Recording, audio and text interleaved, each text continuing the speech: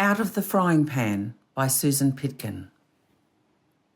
Sarah nudged the Jack Russell snoring beside her on the couch. "Come on, mate, time to go outside." It had been a hard, dry year, the promise of summer rain long broken. She stepped out of the air-conditioned house onto the veranda and choked on a blast of scorched air and smoke. "Mitch, wake up," she called, urgency adding an edge to her voice. "We've got trouble." It had been a busy weekend full of family and friends, the last of them rolling out last night. Yesterday, everyone had chased the shade around the wide verandas as the December sun shifted mercilessly across the simmering southeast Queensland sky. "Bloody hell, what are they doing?" he barked as a blast of stinking wind whipped his words away. "Come on, we better get down there." They ran to the ute, Buster at their heels, and sped to the gate. Mitch braked hard, skidding on the dirt driveway. A rural fire engine, almost lost in the heavy smoke, was parked across the entrance, lights flashing.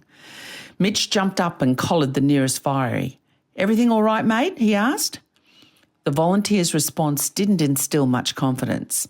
Yeah, all good, mate. No need to get involved. Just a planned burn-off on your neighbour's place." "In this weather?" Mitch barked. "Looks like they're my fence posts you've lit up." John, the local fire warden, moved from behind the truck and waved. "Hey, Mitch, it's all under control." "You sure, John? Bit risky in this wind." For a few seconds, both men stared at the burning paddocks in silence. "Yeah, I hear you," he said. "We'll take care of it, Mitch. Can we come through your place? Looks like it's jumped the fence." Mitch flared. "You're bloody right it's jumped the fence, and there's cattle in those paddocks." "Well, you better move them." Mitch let out a long breath. "Will do. I'll fill the spray tank and bring it down on the ute if you need a hand." "We should be right, but move your cattle now," said John, turning back to his crew. Cattle moved, water tank full. Mitch and Sarah headed back to the gate where the fire engine still sat. The smoke had thickened even more as the blaze took hold of their paddocks.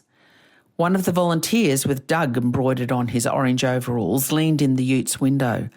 "We've hit a snag," he said. "Our radios are down and there's supposed to be a hydrant nearby, but the boys can't find it."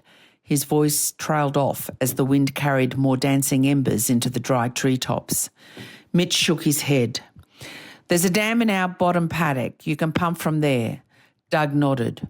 "We'll follow you." Just then, Mitch's mobile rang. Their neighbour Karen's place was on fire. Mitch led Doug's truck to the gate between them and their neighbour's paddock. In their panic, the other fire crew had cut the barbed wire fence between their properties, right next to the new gate. Mitch said nothing. That was a chat for another day.